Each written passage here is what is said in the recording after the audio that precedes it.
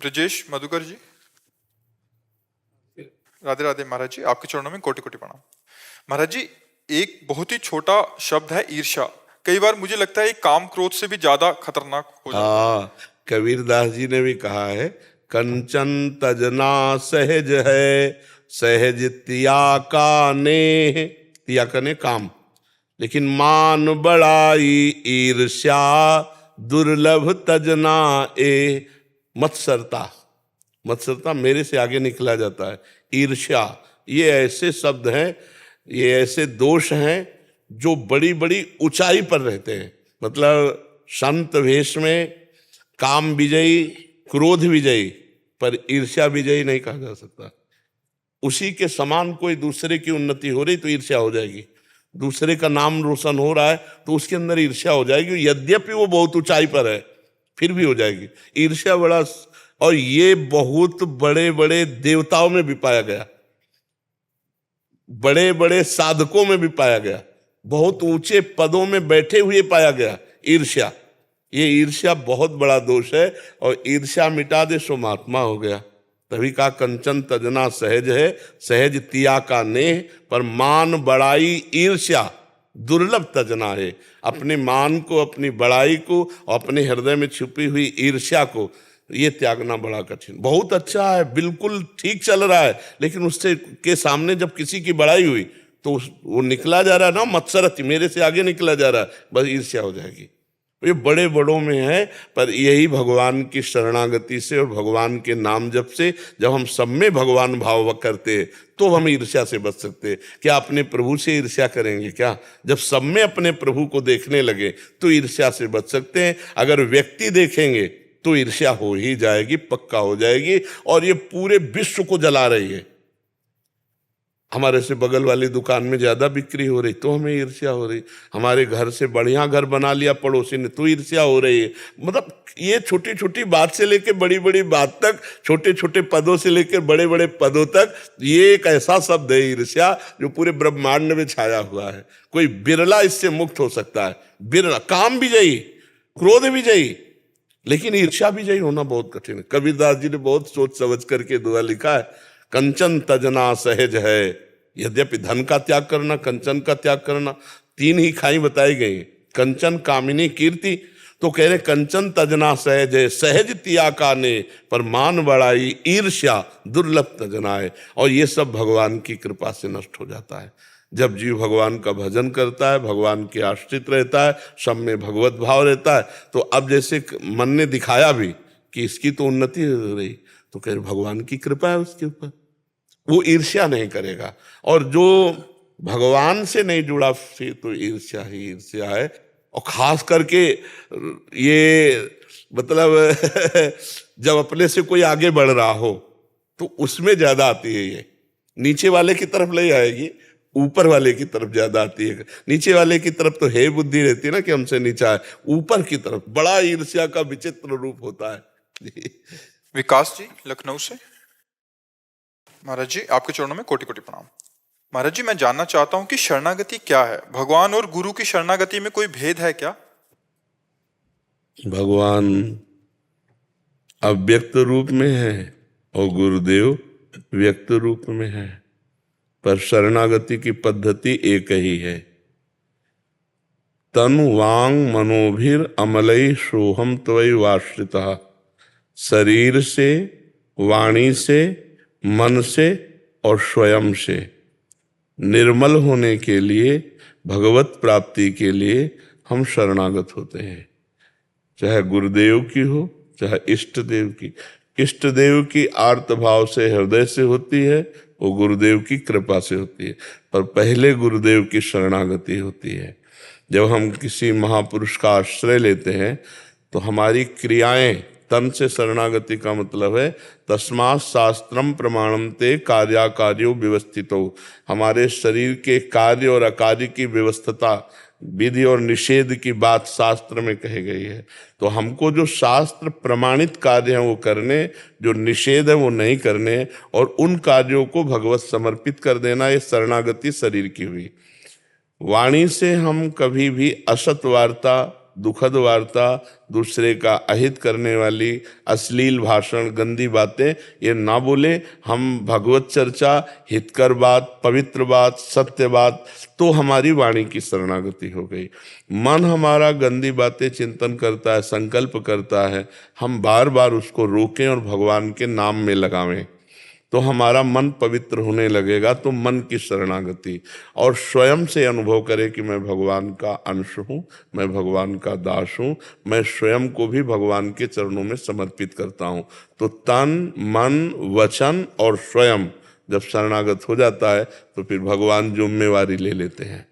फिर वो अंदर ज्ञान का प्रकाश, वैराग्य का प्रकाश, प्रेम का जो प्रकाश होता है, वही निर्भय, निशोक, निश्चिंत, विपरीत भावना का त्याग, संशय रहित, ये लक्षण उसमें जागृत होते हैं।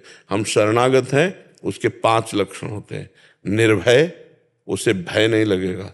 निश्चिंत, वो चिंता रहित हो जाता है। निशोक, उसे कोई शोक नहीं सता सकता। विपरीत भावना नहीं आ सकती, उसे कभी भगवान के विधान पर संशय नहीं हो सकता। ये 5 लक्षण आते हैं।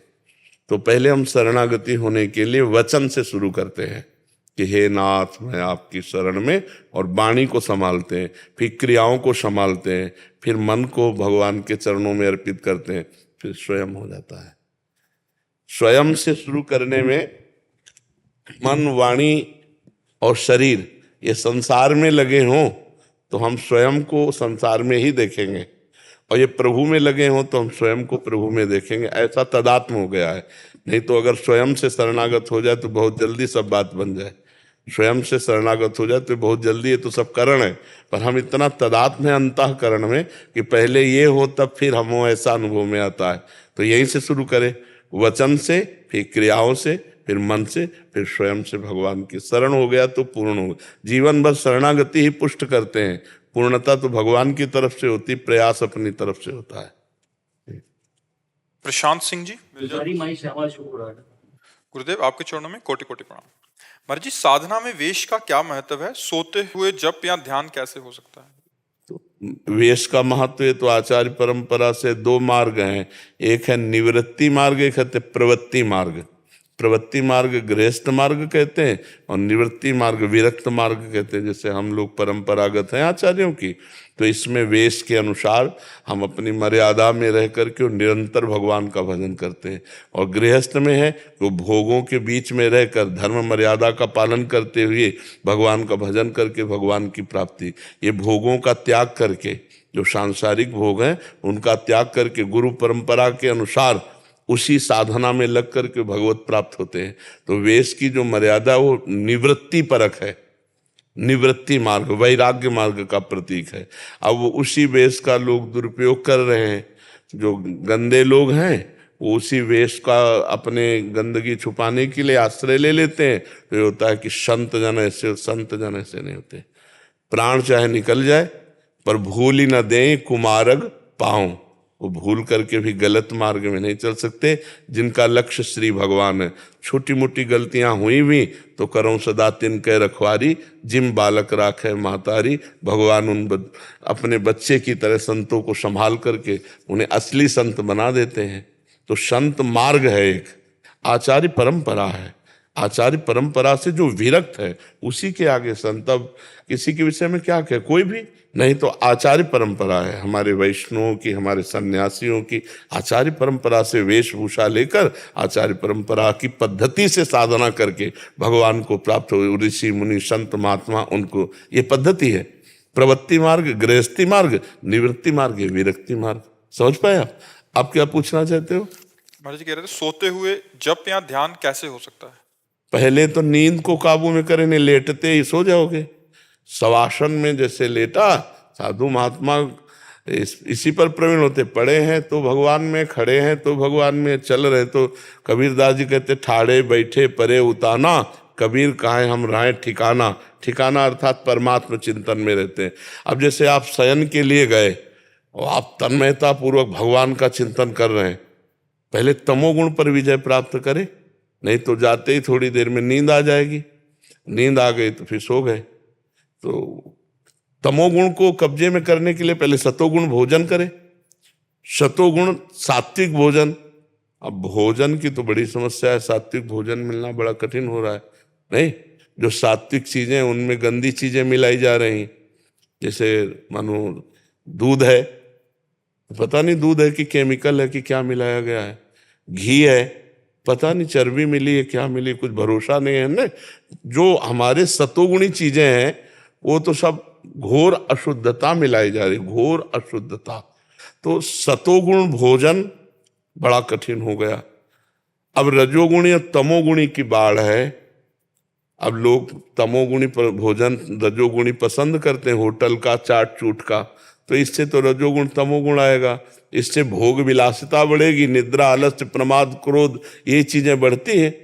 अगर हम सतोगुणी भोजन करें, सात्विक भोजन, और भगवान जैसा आचरण कहते हैं वैसे पवित्र आचरण रखें, तो फिर भजन में हमारा प्रवेश होने लगेगा।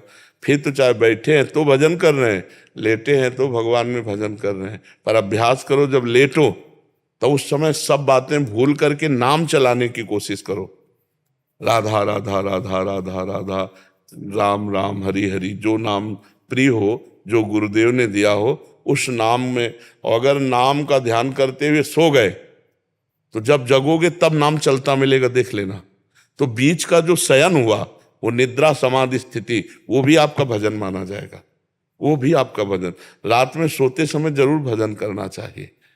पर जो लोग रजोगुणी तमोगुणी होते हैं, उस समय मोबाइल देखते हैं, गंदी बातें देखते हैं, गंदे विचार करते हैं, क्योंकि एकांत होता है नींद के समय। उस समय विकारों की बाहुल्यता आ जाती है, या तो विकार क्रिया करते हैं, या विकार दृश्य देखते हैं, या विकार चिंतन करते हैं। उस समय चाहिए एकांत में भगवान के चरणारविंद में चित्त को जोड़ना। कोई बिरला होगा, हजारों में कोई एक होगा जो ऐसा करे, नहीं तो उस समय तो मनोरंजन करते हैं। तो मनोरंजन बहुत घातक है, पूरी रात्रि बर्बाद हो जाएगी। अगर हम नाम जप करते हुए सो गए तो पूरी रात्रि भजन मानी जाएगी, हमारा जीवन सार्थक हो जाएगा। निद्रा समाधि स्थिति, नींद मानो समाधि में गई, क्योंकि हम जैसे राधा राधा राधा राधा, कब सो गए पता नहीं चला। तो जब जगोगे तो आप देखना राधा राधा राधा आएगा। इसका मतलब बीच में भी हमारा समय राधा में ही गया, तो वो समाधि मानी जाएगी, वो भजन माना जाएगा। कभी कभी नींद खुलता है, ऐसे ऐसा लगता है राधा राधा नाम, जो नींद खुलते ही राधा नाम निकल। हाँ, तो उसकी पहचान है कि आप सोते समय राधा नाम जप रहे थे, तभी वो नींद खुलते हुए आएगी। ये मन की एक दशा होती। जब ऑपरेशन होना था ना डायलिसिस के लिए, तो उन्होंने बताया कि अब ऑपरेशन हम करने के लिए आपको बेहोश करते हैं। तो हमने कहा रुको, हमने पद चलाया अपने आचार्य का, और पद में जिस लाइन से हम बेहोश हुए थे, तो जब हमें होश आया था तो वही लाइन चलने लगी। ये ऐसा मन का पकड़ा दो ना, तो उसका ऐसा स्वभाव है। तो ऐसे नींद के समय जैसे जो बात पकड़ा दी गई, वही जागृत के समय जब हम जगेंगे तो वो उसी में स्थिति मानी जाती है। तो हम पता नहीं जगें कि ना जगें, कौन सी आखिरी रात हो, तो हम उस रात को मृत्यु जैसा मानकर भगवान के भजन में लीन होते हुए निद्रा की गोद में गए, और जब उठे तो फिर भगवान का, जब जगे भगवान का स्मरण जरूर करें। देखो तभी भक्त कहाया जाएगा। जब देखा कि विभीषण जी तो राम नाम ते सुमिरन कीना, हृदय हरस कपि सज्जन चीना, ये सन हट करी हो पहचानी, और साधु ते होए ना कारजान। जो उठते ही राम राम बोला तो समझ गए ये भगवान के भक्त है, इन साधु से मिलने से कोई कार्य की हानि नहीं होगी। राम नाम ते सुमिरन कीना, हृदय हरसी कपि सज्जन। हनुमान जी समझ गए ये साधु है, क्योंकि उठते ही भगवान का नाम कोई सज्जन पुरुष साधु लेता है। तो सोते समय, उठते समय, भोजन पाते समय, जब भोजन सामने आवे तो भगवान को अर्पित करके दो चार भगवान के मंगलमय नाम लेकर और जय जयकार करके तब पाना चाहिए। इससे बहुत बुद्धि शुद्ध होती है, जीवन बड़ा आनंदमय होता है। विचार पॉजिटिव हो जाए ना तो हम गरीब भी हों तो आनंद पूर्वक जिएंगे, और विचार निगेटिव है ना तो करोड़ों रुपया भी हो तो भी जलते रहेंगे। हमारा दिमाग स्वस्थ होना चाहिए। अगर दिमाग स्वस्थ है तो सब स्वस्थ है, और दिमाग अस्वस्थ है तो सब कुछ होने पर बेकार है। अशांति बनी रहेगी ना, अशांत से कुता सुखम, जो अशांत है वो सुखी कहाँ है। तो सुख तो भगवान करुणा सिंधु, उनका नाम, उनका रूप, उनकी लीला, उनका धाम, उनके आश्रय, उसी में सुख है। ये भव समुद्र भगवान के तो रचा हुआ है। और भगवान से विमुख होकर कोई गंदे आचरण करके कभी सुखी हो सकता है क्या? लोगों को भ्रम है कि हम पाप कर्म करके, अधर्म करके, घूस लेकर बहुत सुखी हो जाए। कभी नहीं सुखी हो सकते, चाहे जितना एकत्रित कर लो। अधर्म से कभी सुख नहीं मिलता। अधर्म का फल है अशांत। अशांत पुरुष कभी सुखी नहीं रहता, और धर्म का फल है शांत, और शांति में ही सुख है। जिसके हृदय में शांति उसी के, और शांति उसी के हृदय में जो भगवान का भजन करता है। सियाराम दास जी, महाराज जी आपके चरणों में कोटि कोटि प्रणाम। महाराज जी, नाम अंदर चलाने का प्रयास करते हैं, चिंतन पूर्वक तो माला रखना पड़ जाता है, क्या करें महाराज जी? हाँ, जरूरी रखो, संतों ने रखा है। ये माला बाह्य साधन है, पर ये आंतरिक साधन को चलाने में बड़ा सहयोग मिलता है। पर आगे चल करके जब फिर मानसिक जाप होने लगता है, तब फिर इसमें भी रुचि खत्म हो जाती। गणना करना, उसको घुमाना है। अभी 1 महीना हो गया है हमको वृंदावन धाम। तो माला वैसे ही ब्रह्म है, तो पवित्रता पूर्वक के लिए आसन थोड़ा हमारा ऐसा नहीं है, तो हमने झोली में उसको रहने दिया। तो अभी तक उसको मैंने छुआ नहीं, और जो होना चाहिए प्रभु कृपा से ऐसा लगता है। तो हमने सोचा, शंका हो रही थी कि माला के प्रति अपराध तो नहीं बन रहा है। तो महापुरुष नाम निष्ठ आप विराजमान है। हाँ, माला का जो स्वरूप है वो श्वास की माला पे चलाने के लिए है।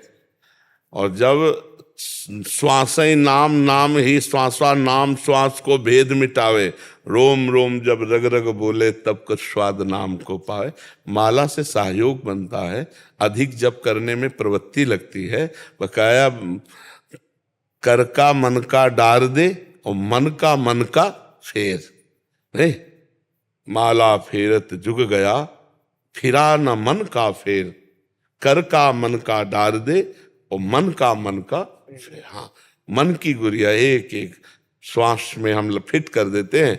श्वास में अधिक ऊपर श्वास खींचा, अधिक से अधिक नाम जब, नीचे श्वास, श्वास पर दृष्टि, कोई भी श्वास खाली ना जाए। पर ये हम प्रारंभ में विनय करते हैं कि सब साधकों को माला लेना चाहिए, क्योंकि उससे अधिक रुचि बढ़ती है। संख्या में अपना देहाभिमानी जीव स्वभाव है ना, तो आज 10 जपा तो कल 11 जपेंगे, पर ये प्रारंभिक है। जब आगे बढ़ता है नाम जप, तो फिर गणना खत्म हो जाती है, और फिर ध्यानस्थ हुए उसी नाम में डूबे चल रहा है। गिने ठाकुर जी, अब हम जप रहे हैं। ठाकुर जी गिने, अब हम जप रहे हैं। रात दिन नाम जप, नाम की सिवा हमारा जीवन है। महाराज जी, एक स्थिति तो ये है, बहुत सारे वृद्ध संतों को भी देखा गया है जिनका अभ्यास वैसा हो गया, यद्यपि उनके अंदर तो चलता ही है। हाँ, ये इस पे हम लड़े हैं अपने आप से, कि जैसे गायत्री अनुष्ठान जब हम किए ना, तो उसमें माला का अभ्यास। अब माला के बिना भजन नहीं। भजन करना तो पहले माला लाओ। माला के तो काफी दिन तो अंगुली केवल चली है, माला नहीं रखा, केवल अंगुली चली अभ्यास में। वो भी एक अभ्यास है, ये भी एक अभ्यास। बहुत जोर का अभ्यास है।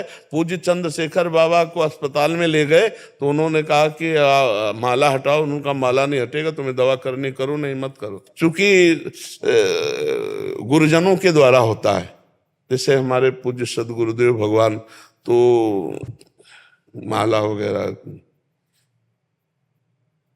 ध्यानस्थ बस उसी मंत्र उसी नाम में, तो वही फिर आता है। जैसे हम बड़ों को देखते हैं, महापुरुष जिस मार्ग में चलते हैं वही मार्ग होता है। महाजनों गतेन सपन था, तो वैसे ही, और वैसे ही आनंद की अपने खुद अनुभूति देखो। बाहर से माला की पूर्ति होना, सुमेरु को घुमाना, प्रणाम करना, संख्या पर, अंक पर, तो ये बहिर्मुख वृत्ति आती है ना, अब इसमें छोड़ दिया। अब वो चल रहा है, निरंतर चल रहा है। सामने मंत्र नाम चल रहा है, अंदर से उसे हम पढ़ रहे हैं, कान से उसे सुन रहे हैं, पूरी तन्मयता उसी में है। अब कितने हुए, अब ये भगवान जाने। कितना जप करते हो, कुछ नहीं। पूरा जीवन भगवान को समर्पित, कोई संख्या नहीं, कोई बोल नहीं सकते कि आप कितना जप करते हैं। पर प्रारंभिक साधक का जिसका मन ना लगता हो, उसको जरूर माला से करना चाहिए। नहीं, माला से विशेष लाभ होता है। विशेष लाभ की नाम जप में रुचि बढ़ती है, संख्या में रुचि बढ़ती है। पर एक स्थिति होती है जहां आकर के ये सब राधे राधे, एक बात केवल रह जाती है, बिसरी हो ना बिसारी हो, यही दान मोहि देव। हर समय वो अखंड स्मृति में, वो गणना कौन करे, वो हर समय शौच में है तो, पवित्र है तो, किसी भी स्थिति में है, नाम नहीं छूट सकता। अब शौच में माला तो नहीं रख सकते, और अगर माला का अभ्यास है तो फिर उस समय मन माला में लगेगा, जल्दी नहा ले, माला करना है, और हमको उसी में डूबना है। शौच में ही बैठे बैठे शौच हो रहे हैं और उसी में नाम में डूबे। एकांत है, कोई बोलने वाला तो है नहीं, अपना सिटकिली लगी, खूब आराम से नाम जप करते हुए शौच स्नान सब पूरे में हर समय नाम जप। अपवित्र पवित्रो वा सर्वावस्थांगतो पिवह यह स्मरेत पुंडरीकाक्षम सवायाभ्यंतर शुचि। वो बाह्य अभ्यंतर से पवित्र हो जाता है जो भगवान का नाम जप करता है, अधिक से अधिक नाम जप करे। कुछ दिन जैसे माला से हम जपते थे तो अंगुली का अभ्यास था, तो हम ऐसे अंगुली चलाते थे ऐसे, फिर धीरे धीरे शांत एकदम, कोई बाहर क्रिया नहीं, कोई हलचल नहीं, अंदर से चल रहा है। और जैसे बने तैसे, माला से, काउंटर से, बिना माला से, जैसे बने, ईमानदारी से भगवान के भजन में मन लगना चाहिए। अब ऐसे नहीं कि प्रपंच अंदर चिंतन कर रहे हो, माला भी नहीं लिए तो गए नहीं, ज्यादा सिद्ध बनने की कोशिश करी और भजन चल नहीं रहा तो माला से भी गए और अंदर भजन नहीं चल रहा। इसलिए अपनी ईमानदारी से स्थिति देखनी चाहिए। यदि हमारा मन भजन में लगा है तो माला का मतलब है भजन, और अगर भजन में चूक हो रही तो तुरंत माला पकड़ो और मन को भजन में लगाओ। खास बात भजन। अभी हम जब यहाँ आए हैं तो हम मौन खोले यहाँ पे वृंदावन धाम में, तो हमें लगता है कि भगवान की कृपा से वो जो मौन की अवधि में अभ्यास रहा होगा, उसी अभ्यास बस चल रहा हमारे किसी। हाँ बिल्कुल ठीक बात। तो हमने फिर माला को जैसे मतलब एक विक्षिप्तता सा मतलब अनुभव। हाँ वो बात होता है, ऐसा होता है, पर वो एक तार चलाओ और कभी ऐसी भावना मत करो कि माला से जपना करने पर अपराध लगेगा, ऐसा नहीं। जी जी जी महाराज जी, बड़ी कृपा आपकी रही। आपके एकांत में एक संशय हो गया मुझे। हाँ बच्चा। जब गुरुजी ने, मैंने 8 वर्ष का था तब मुझे नाम दीक्षा दी थी, 15 वर्ष का हुआ तब गुरुजी परम धाम चले गए। तो मैं, आपने कहा था गुरु प्रगट में होना चाहिए जो हमको प्यार करे डांटे, पर गुरुजी तो नहीं है, उनका नाम है मेरे पास, उनकी दया है, मेरा मार्गदर्शन। तो जितने संत हैं सबे संत गुरुदेव हैं, व्यास हैं अपरतीत। तो 2 प्रकार के गुरु होते, एक होते दीक्षा गुरु और एक होते शिक्षा गुरु। तो दीक्षा गुरु तो वही है, जहां शिक्षा मिले, जिस संत से मिले बस उसी के चरणों का आश्रय लेते रहे हम।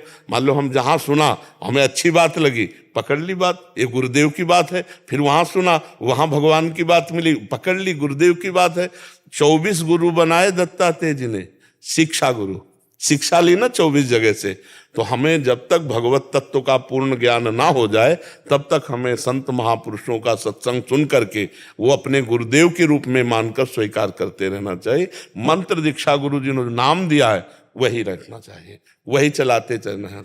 गुरु के वचनों पर इतना विश्वास हो कि अगर वो कह दे कि ये जपो इससे काम हो जाएगा, विश्वास कर, मंत्र मूलम गुरु वाक्यम मोक्ष मूलम गुरु कृपा, उसी से काम हो जाएगा। जो तुम्हें गुरुदेव ने नाम दिया वो जपो और सत्संग सुन करके उसको अपने जीवन में धारण करो।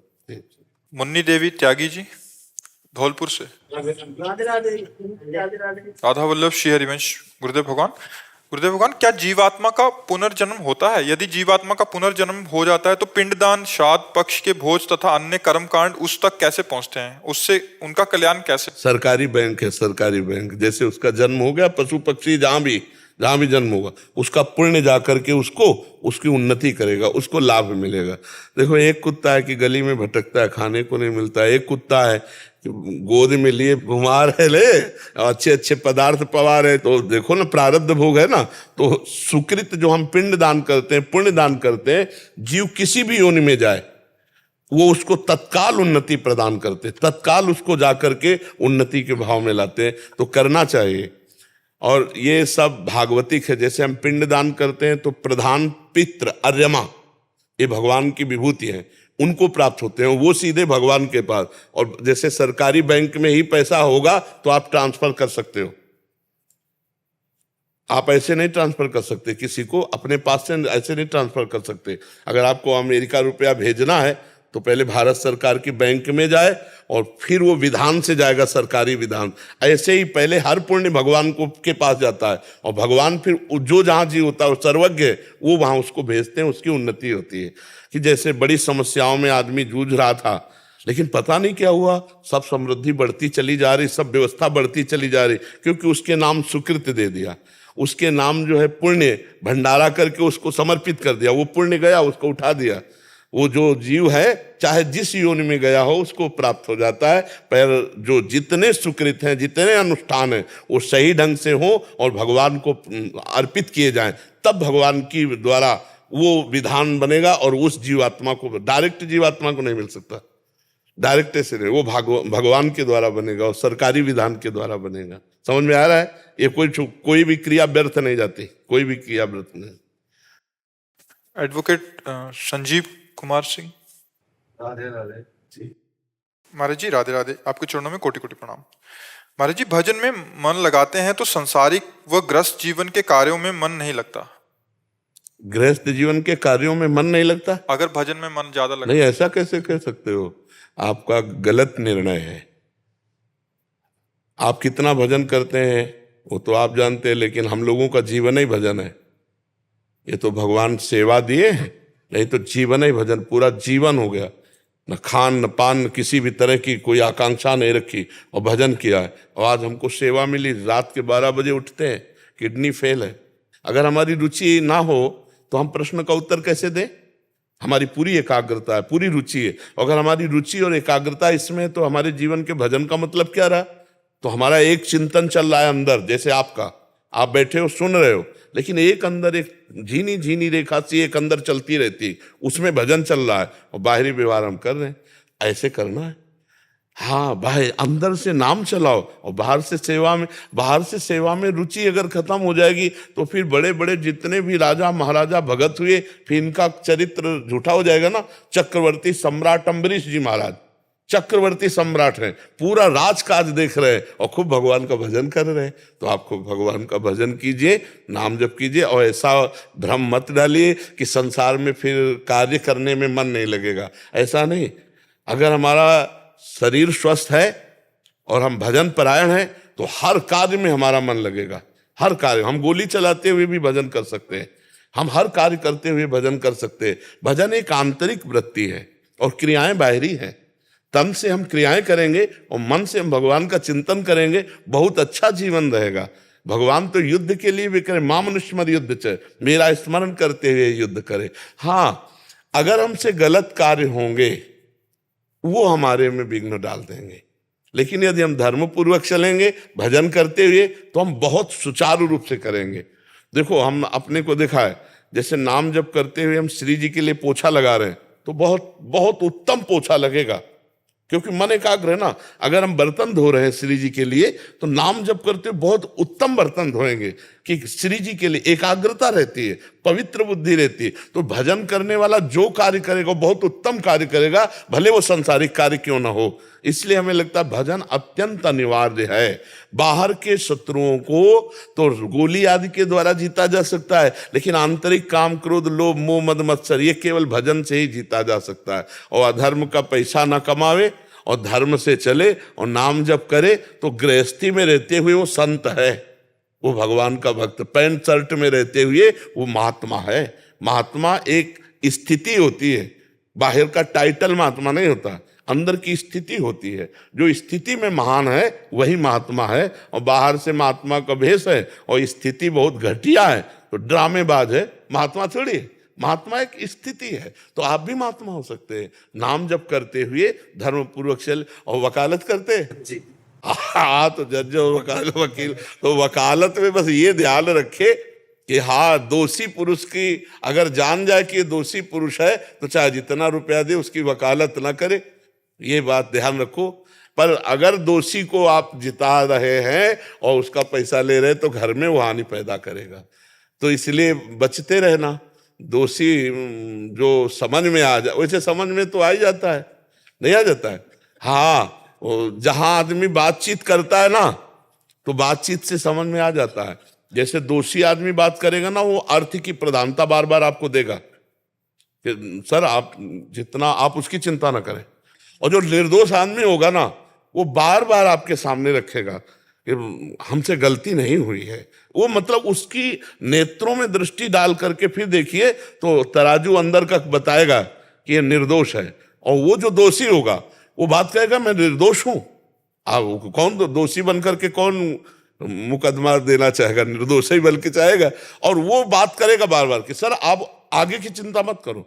अब सर अगर उसमें फंस गए तो फिर वो दोष का भागी होगा। जैसे निर्णय इनका हुआ और पक्ष आपने जोर कर दिया और दोषी बच गया, तो फिर उसमें आप भी कर्ता, प्रेरक और अनुमोदन तीन को बराबर पाप का दंड मिलता है।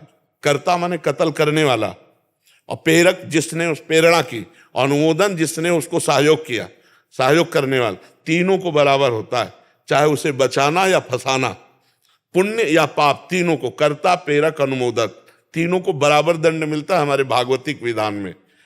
और शायद इस कानून में भी मिलता होगा कि आपने कत्ल की ही पूरी प्लानिंग बनाई, कत्ल उसने किया और सहयोग आपने दिया, तीनों को दंड मिलता है शायद। ले हाँ, तो ऐसे हमारे भागवतिक विधान में भी है, कर्ता, प्रेरक और अनुमोदन, तीनों को दंड बराबर का मिलता है। इसलिए संभल करके खेले, क्योंकि रुपया तो आने जाने वाला है, लेकिन उसका जो कर्म बन जाएगा वो भोगना पड़ेगा, वो दंड जरूर देता है। इसलिए बहुत सावधान रहे, खूब नाम जप करता है। इसमें प्रकट में तो उस समय तो लगता है कि अभी अच्छा घर बन गया, अच्छा गाड़ी आ गई तो हम सुखी हैं, पर उसी गाड़ी में सब जलोगे।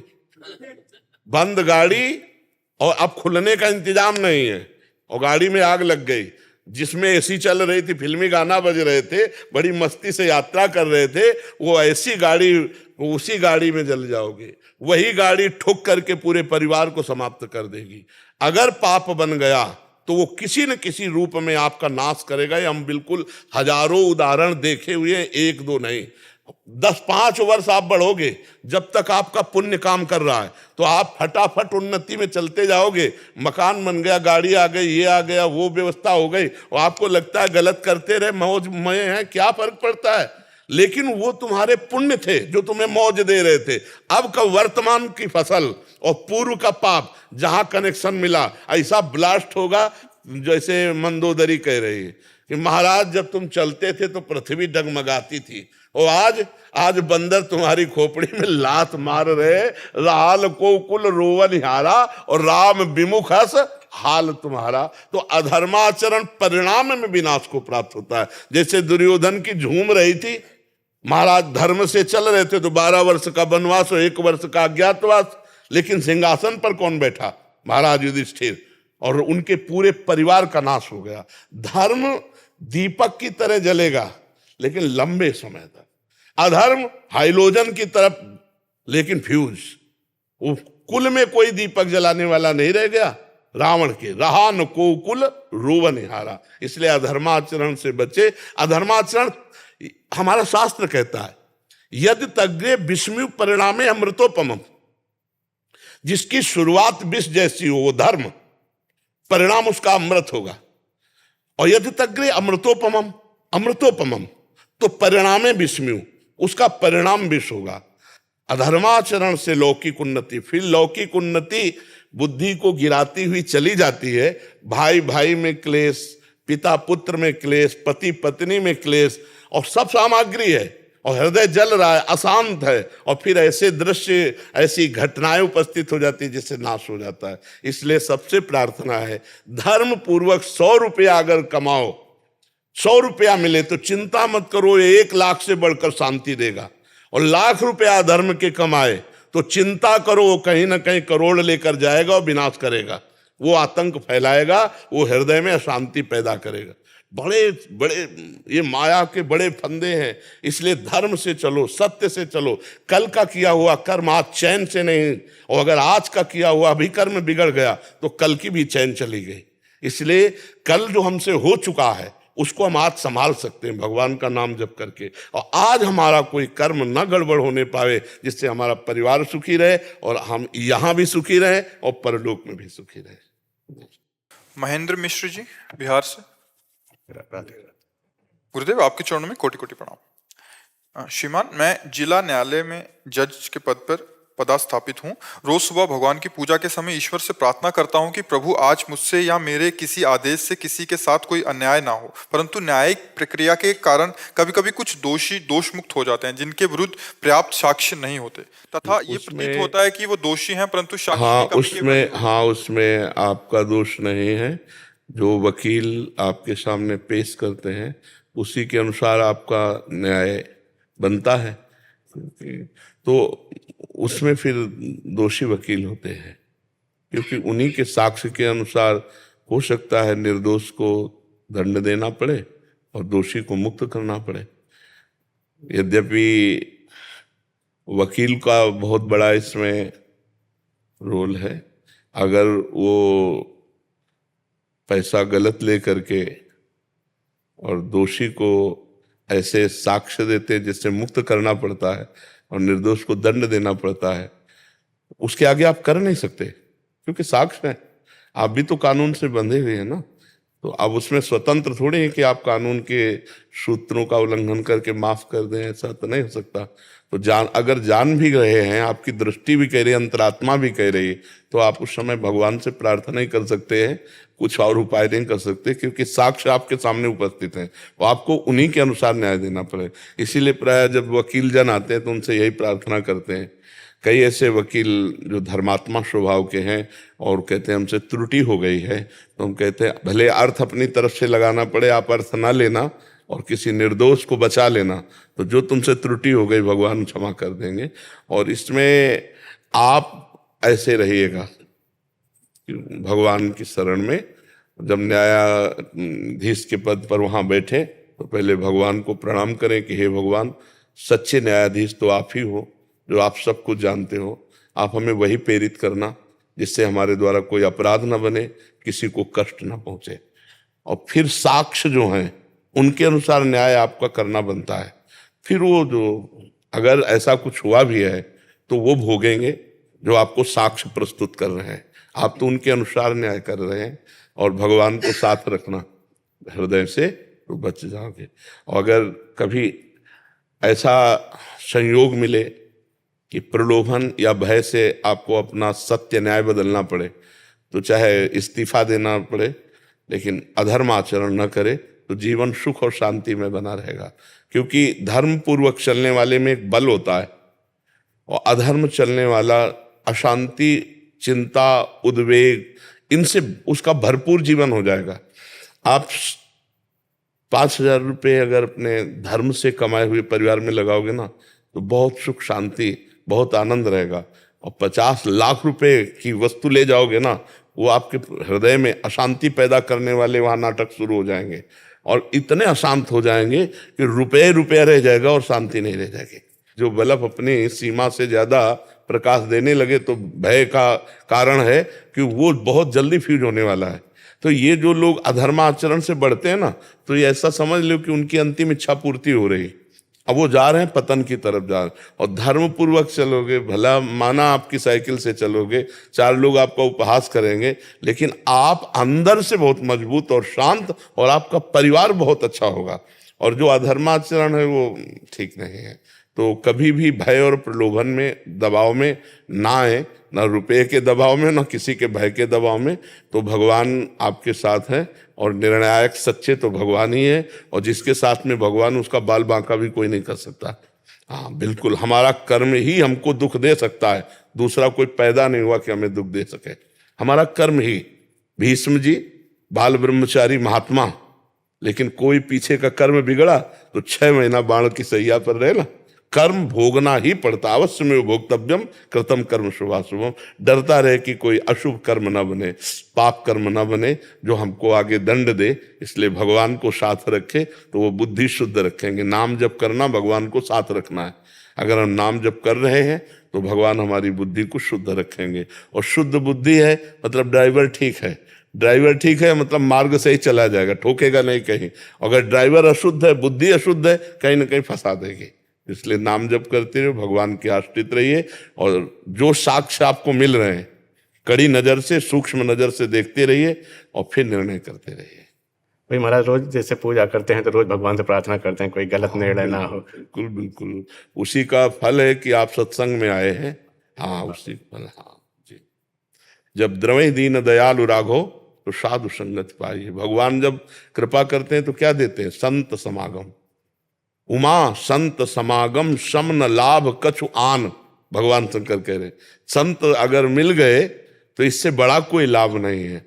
सुत दाराधन लक्ष्मी पापी के घर होए, संत समागम हरि कथा तुलसी दुर्लभ दोए। भगवान के प्रेमी संतों का संग मिलना और भगवान की लीला कथा सुनने में रुचि होना, ये दुर्लभ बात है।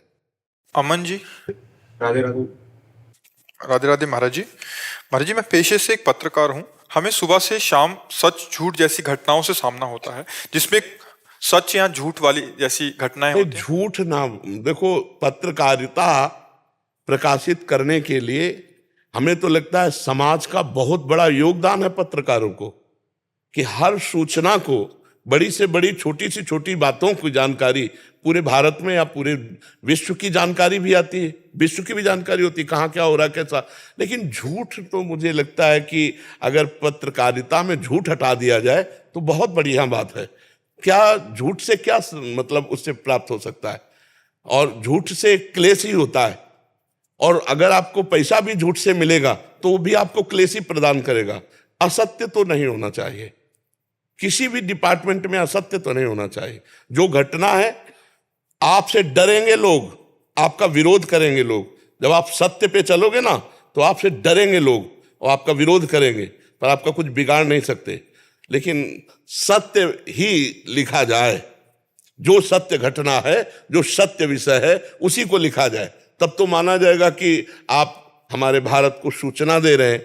और अगर कुछ का कुछ पैसे के दम से बदल करके लिखा जाए तो मुझे लगता है ये पत्रकारिता दोषयुक्त है, और ये तुम्हारे को अशांत कर देगी, चाहे जो कोई हो। क्यों भाई? वही लिख रहे हैं कि आगे हमें फिर घर आके संतुष्टि नहीं होती। अच्छे हृदय के हो, काफी निर्दोष लोग भी हमारी घटना से आहत हो जाते हैं। हाँ बिल्कुल बिल्कुल, और वो आहतपना भोगना पड़ेगा। जैसे कोई पवित्र चरित्र का है, कोई पवित्र चरित्र का है, अब वो किसी से खड़े होकर किसी लड़की से बात कर रहा है, आपने फोटो खींची और लिख दिया कि देखो ये कितना चरित्रहीन है। अब वो अपनी सफाई पेश नहीं कर पा रहा, लेकिन उसका हृदय जल रहा है। हृदय की आग तुमको ऐसी जगह गिराएगी जहां गिरने की कोई संभावना नहीं थी। बहुत बड़ी बात होती है, आपके एक लेखनी से एक इज्जतदार आदमी 2 मिनट में पूरे भारत में बेइज्जती को प्राप्त हो जाएगा। 2 मिनट में, ये घटना है, होती रहती है। आप अगर अपने केवल पैसे को उद्देश्य करके किसी के लिए आप ऐसे, और कुछ नहीं बोला, वो सफाई भी पेश नहीं की, चुप हो गया, लेकिन जगत का मालिक देख रहा, तुम्हें ऐसी जगह गिराएगा जहां तुम चुप नहीं रह पाओगे। ये बात तो समझनी चाहिए। आपकी एक छोटी सी कलम की गलती एक इज्जतदार आदमी की पूरी भारत में बेइज्जती हो सकती है, और आपकी छोटी सी बात बहुतों को संभाल सकती है। छोटी सी बात बहुतों के हृदय में दुख पैदा कर सकती है। तो हमें लगता है झूठ तो नहीं होना चाहिए, बिल्कुल झूठ नहीं होना चाहिए।